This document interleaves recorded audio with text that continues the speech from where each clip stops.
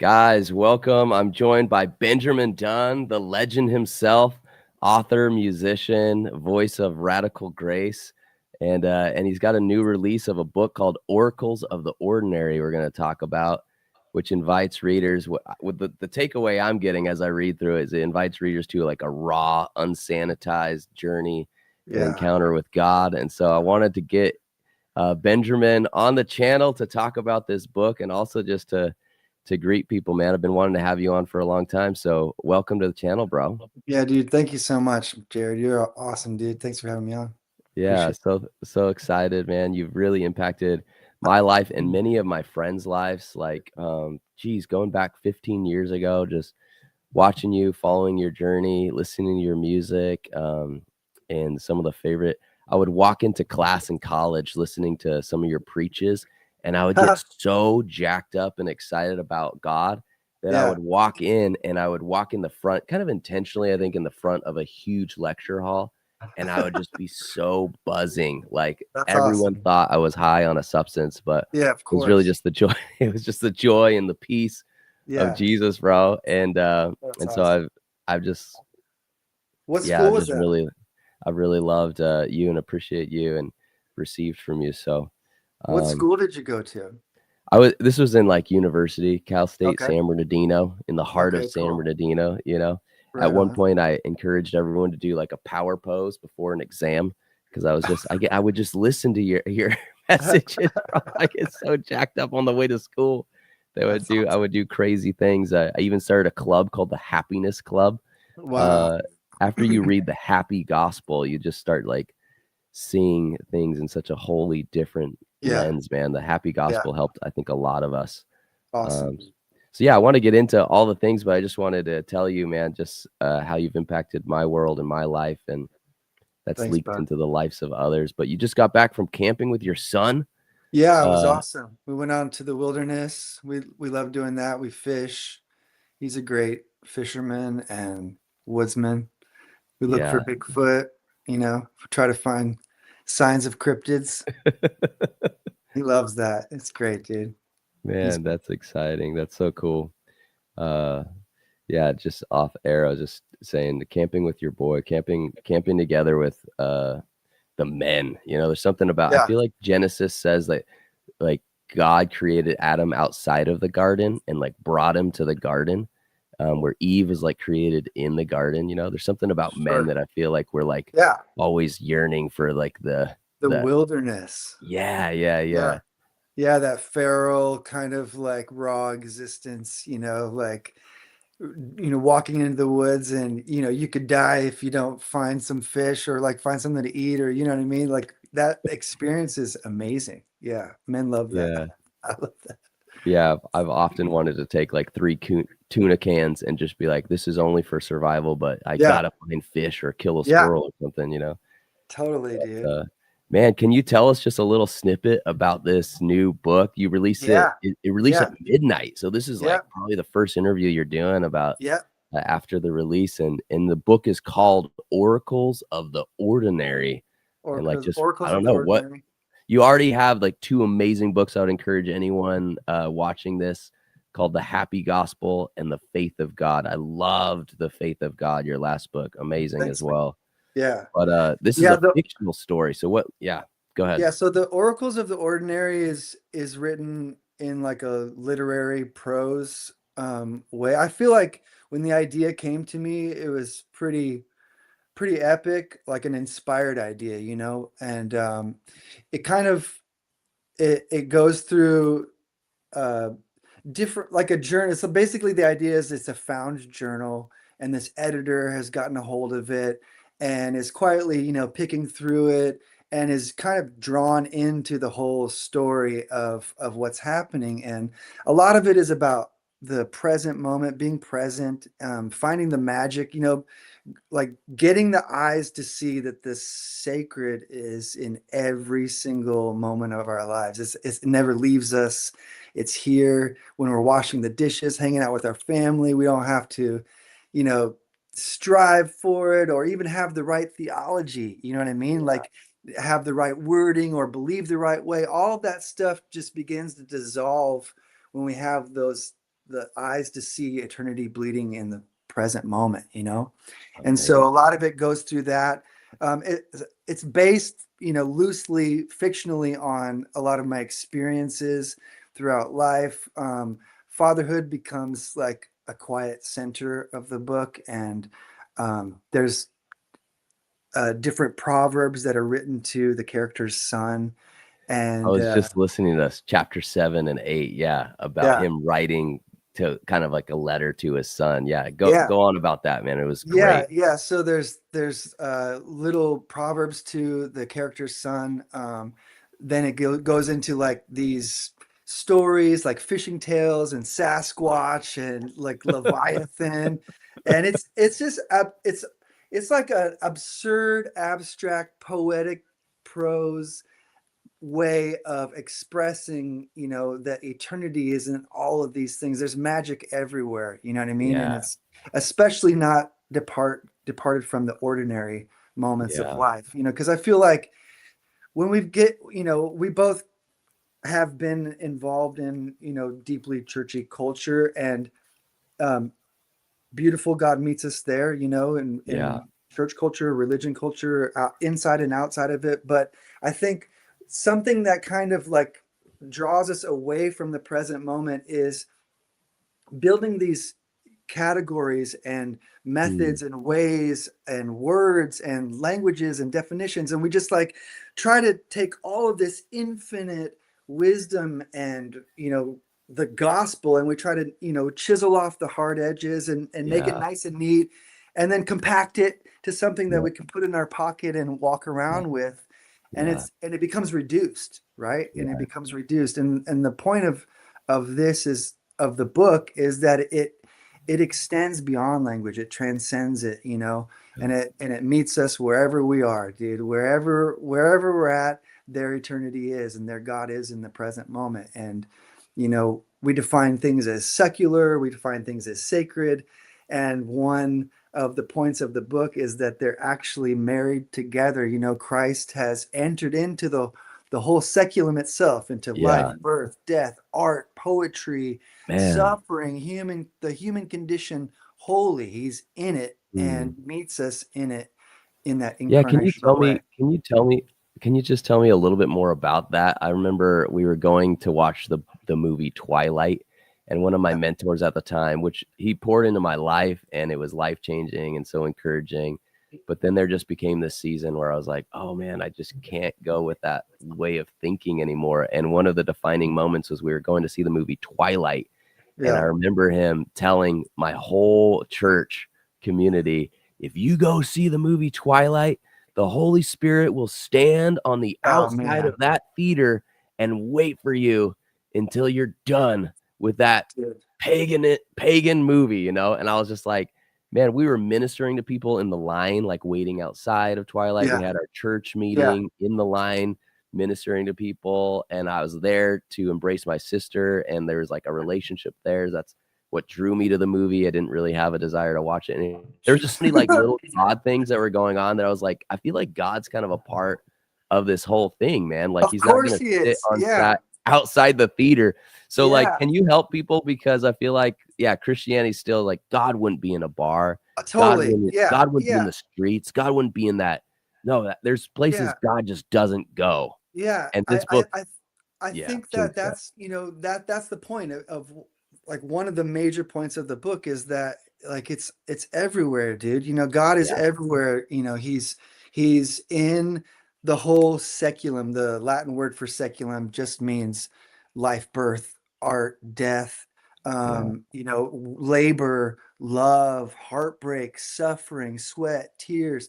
So when Christ, you know, when he's like incarnate, he's incarnate in the whole thing, right? There's not a place that he's not, you know what I mean? David, the psalmist says, if I, you know, go down to the pits of hell, of death and Sheol, there you are, right? There's no place that he's not. And I think that, you know, unfortunately, in churchy culture, it helps us to make that dividing line between us and them. And if you really observe it right deeply, it's just self-righteousness. And it mm, just gives you a one up on the world, or at least we're not like them, or we're not, shitty sinners like these guys, or we're like, righteous, or we're, we got it down, we got the right theology. And there's different, lanes that people can go down that. I mean, like even in the grace camp, even us in, like, when we believe in the Trinitarian sort of like revelation, we can get so stuck in this is it and this is not it. You know what I mean? And the moment that we start doing that, we're othering, and God is not othering. He's all embracing, he's all entering. He's the all within all. And I think it's just a switch, man. I think that there are more people that are aware of that than we give credit to. And I think a lot of people are kind of over that whole church culture, or finding God within church culture. They're finding God within their work and their 9 to 5. They're finding God in washing dishes. They're finding God in doing the laundry, or watching One Piece, anime with their kids. You know what I'm saying? And so I think that's where we got to stop sort of like dividing it. We're limiting the incarnation by saying, like, he's here and he's not there. He's not in a bar. Of course he's in a bar. He's chosen to dwell there. That's where he's chosen to dwell. Revelation says, behold, God has made his home with men. You know what I mean? He's made his home among us. Here he is between you and I right now, entering into this conversation, not devoid, not departed from it. And I mean, dude, it's just like God to be in it all, right? Like, what kind of God do we serve if he can't go into a Twilight movie? You know what I mean? I can't do that, guys. I'm gonna wait outside. That's just so weird and lame, you know what I mean? And the gospel is much bigger than that, and God himself is much bigger than that. Christ is bigger than that.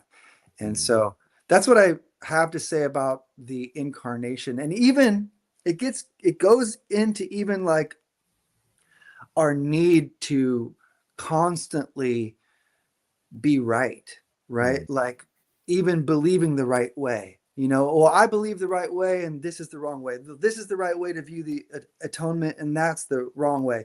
The thing is, dude, they're all theories. It's all abstract. Everything that you can say about the gospel is not the gospel itself. The gospel is a transcendent message. Paul said that he was given something that is greater than human language. He couldn't put it into human words, right? And here we are, just telling our story. And I think that's where it really comes alive, is through story, through myth. Think about C.S. Lewis when he was writing the Reflections on the Psalms. He was talking about pagans offering offerings to the sun, and he says he has no doubt that God received it. Like, he received that because, like, who else could they be? That was the biggest thing that they knew at the time. The sun, this great thing.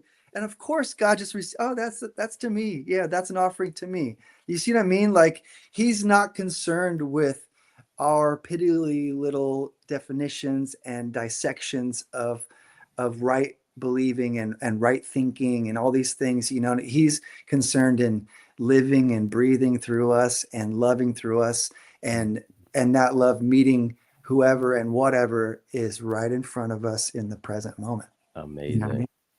Yeah. Amazing. Do you think that this book builds on the themes of your prior 2 books at all, or do you think? Yeah, I definitely think so. I think the incarnational thing is there. It's definitely the most incarnational book I've written. I mean, there's a lot more humor. It's intentionally got quite a few cuss words, because I just wanted to be, I want it to be funny in real life. Real people talk a certain way at the coffee shop, or like, I don't want it to be crass and profane, but there is something funny about God meeting us in our crass and profane ways. You know what I mean? And he's not offended by it at all. You recently wrote something on Facebook, I think kind of about yourself, that it was almost like you described a bar scene, and there's like a fight at the bar, and you yourself kind of like, I don't know if you were describing yourself as like a coyote with firecrackers attached to a tail running into the desert. Can you unpack that a little bit? I feel like So that's so in alignment with I the think there's just themes of the book. a feral nature to be unbridled, to be uncategorized. You know what I mean? To be ungenred. You know, and we live in such a time where everyone wants a category. Everyone wants their own personal version of existence. Right? Like, oh, I listen to EDM, or I listen to this, and this is my genre, or I'm a goth girl, or like I'm a woodsman, or like whatever. We just define ourselves as certain things, and we categorize ourselves, but I think that none of that actually is the thing itself, right? Like the word apple is not an apple. The apple is the apple, right? Right. It Yeah. forever remains outside of our definition. You know what I mean? And that's us as people, as humans. We can't even just describe ourselves. Well, I'm a Christian. Well, dude, here's the crazy thing. Like in Antioch, no one was even called a Christian until Antioch. What were they calling themselves? Believers of the way. You know what I mean? Like that word wasn't even coined until Acts, whatever chapter. I don't know what chapter that is, when Paul's in Antioch and they start uh, getting called Christians. And so part of that is what I was writing is sort of like being free to like not be categorized. And Mm. you know well, if you're a minister, you have to say it a certain way, and you have to give people teaching. And the scripture says that you need not that no man teach you. You know what I mean? I'll teach you concerning everything. The Yeah. Holy Spirit indwelling us teaches us concerning everything. And so that whole model of like going to the man and like you know learning and gleaning and all these things, of course it's all good. It's you can get good goodies out of everything, but I think that mode of operating as incarnational Trinitarian gospel believing, grace believing people, I think that's dying out, man. People are bored with it. People are bored with the next guy having the edge of revelation, and oh man, that's I got to believe this way. And I'm just bored with all that. I must be feeling that the Lord is bored with it too. You know what I mean? Like it's boring. I was actually Like hoping you would talk a little bit about that, the boredom sometimes experienced in Christianity, because I think as you journey as a Christian, you start to feel more and more boxed in, more and more narrowed. And yeah, because we get sometimes, deeper and deeper in that culture, and yeah, and and instead of, and anything that sticks its head out gets cut off. You know what I mean? Like yeah, it's like communism. You know what I mean? Like don't be independent or like unique or yourself. And for me, dude, I was born this way. Like I didn't turn myself into a weirdo. I was born strange. Do you know what I mean? Like I was born super strange.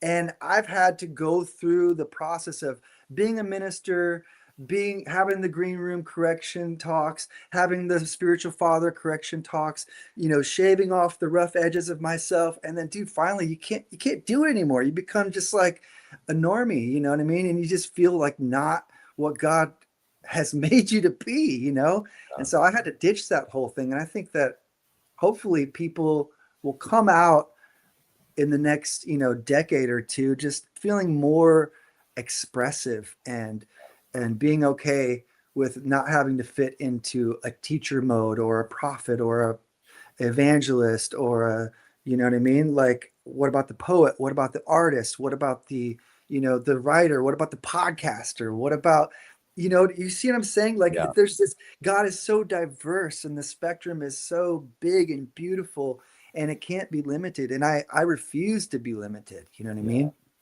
I That's one love thing I'm passionate about. but where you've landed on God is that you can't confine him with our words. And I think that Not at all. the words that I get about you is kind of wordless wonder. There's a Yeah, contemplative part of you. And I made a Facebook post about how kind of like left-leaning liberals are shouting from the mountains. And I kind of totally. suggested maybe we need to get louder. And I loved what you said to me, and it was gentle, but you kind of said, well, maybe if the world is getting louder, maybe what's needed is for us to be silent. And can Yeah. you unpack that? Ooh, Because it actually kind of rang my bell, and I was like, actually, there might be a little juice on that. I like there that. is I totally. like that. So can you unpack that for me? And what is this wordless wonder that you've kind Yeah. of fallen into, you know, Yeah, found. the wordless wonder is just a simple recognition that the word or the understanding or the definition is not the thing itself, right? And Mhm. the louder you get doesn't mean that it's more powerful. I mean, we live in that world where it's constantly telling us more, louder, more content, put more out there, say something, correct that atonement theory. They believe the wrong way, you believe the right way, and this is how you're supposed to believe, and that's the wrong gospel, and this is the wrong gospel. And all it is, dude, is just infinite noise and chaos where the wordless wonder allows you kind of to just wander through the present moment and meet what's right in front of you with total involvement. You know what I mean? Like, I'm not worried about changing this person's perspective on the atonement. I'm just loving them. I'm just hanging out with them, spending time with them. And that's the gospel. Yes. That's where it meets us, right? We're changed in just human relationship, not one person. I mean, it would be funny, but I would love to see the statistics of how many people are actually changing their beliefs based on our Facebook posts. Do you know what I'm saying? Right. Oh, you're right. You got me there. I was wrong. I should look into that. No one gives a shit, dude. No one cares what we say. They care how we love, right? Yeah. And that's how they'll know that we're believers, is by our love for one another. And and that's it, man. It's just the wordless wonder detaches from the need to be right. Doesn't Yes. You just give up. You give up, you stop caring about it so much. Because, dude, whether we believe the truth or not, it doesn't change the reality of the truth. The reality of the truth is solid. The It's like truth is true, immovable. whether Truth you is the believe it or truth. not. Yeah, it's immovable. And then go as far as, like, what we believe is that everyone's in, everyone's included. There's no one out. There's nothing to get. So even us trying to so hard for other people to get it so bad, we're like, Right. I feel like it's really evangelical and something that we could just shave off, you know what I mean? Or let go of, like it's not up to us to save the world. It never has been, and it never will be. Yeah. It's up to us to just be involved in the present moment. And even that is a grace, right? It be involved in the present moment and love whoever's in front of you, the homeless guy that you pass every day to work, the coworker, your enemy, people who hate you, like just being love, you know what I Yeah. mean? And we do it imperfectly, and that's okay. That's beautiful. It's beautiful to do it imperfectly because, it shows us that there is still something outside of ourselves. There is the main thing, God himself loving through us and teaching us and growing us. And you know what I mean? Man, So, what you just said is incredible. And I really hope that every heart that hears it really just lets it sink in, man. So you've left me with, like, I have a dozen more questions that I feel like we could go an hour longer, you got but to I go. have 6 quick questions. These are Yeah. questions that are Okay. meant for rapid fire Rapid fire. 10-second responses. Got So it. here we go.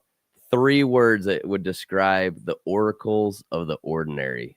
3 words. Present, eternal, now. Awesome. Were you drinking coffee, tea, or something stronger when writing this book? Coffee. Desert or the mountains? Desert. Pen and paper or laptop? Both. One author that's influenced you most? Mm, C.S. Lewis. If there was a song that would be playing kind of in the background of your book, even maybe a song you've written, what song would it be? La la la la, live for today. La la la la, live for today. Don't Amazing. worry about tomorrow. That. Amazing. You're gonna have to attach that song to this I feed. will. Man, it's Yeah, been such a joy having you. I would love to dude. do Thank this in you. a week or two again and just Yeah, follow up and talk more about the book, even get anytime. into the other books you've written. Is there anything you kind of want to leave listeners with, like especially resources, how to contact you, how to follow you? You've got some Just great material on Spotify that I turn on regularly, just as yeah, almost like a meditative prayer that you have. You've also got great music, the Wild yeah. Wild band, like Yeah, you can check share out it. my secular music, the Wild Wild, on Spotify or Apple Music. You can also download any of the more worshipful stuff on Bandcamp for free. Just look up Benjamin Dunn Bandcamp, and then you can get the book, The Oracles of the Ordinary, on Amazon. It's available hardcover, paperback, and then you can get the audiobook as well on my website, thebenjamindunn.com. And then, yeah, just follow me on Instagram or Facebook. We'll connect. And I think that's about it. Or email me, benjamindunn@me.com. Awesome. Guys, I really encourage you to pick up this book, listen to it, read it, get a hard copy if you can. It's available on hard copy. Yep. Yeah, Yep. get that hard copy so you can tactile it, you can feel it, Yeah. you can sit with it, you can Totally. underline it, but you can Yeah. also listen to it. And I'm so thankful for all that you produce, all the little goodies and gifts Yeah. that you Thanks, give to Jared. the world, but also You as just well. the gift of who you are, man. I'm Thank you, buddy. so thankful to get to know you more and to have you on the show today. And Yeah. so bliss you, and I appreciate you so much. Thank you so much. Thanks for having me on. I really yeah, appreciate it. I love you, dude. There's very such a fun. glory on your face and on your voice and on your articulate nature. You're amazing. You're an amazing human being. Thank you so much, man. I really appreciate that. It means a lot coming from you. Let's Yeah. connect again, and let's have more conversations like this one. All Bless right, you bro. guys. We'll see you. Love you, man. Cheers.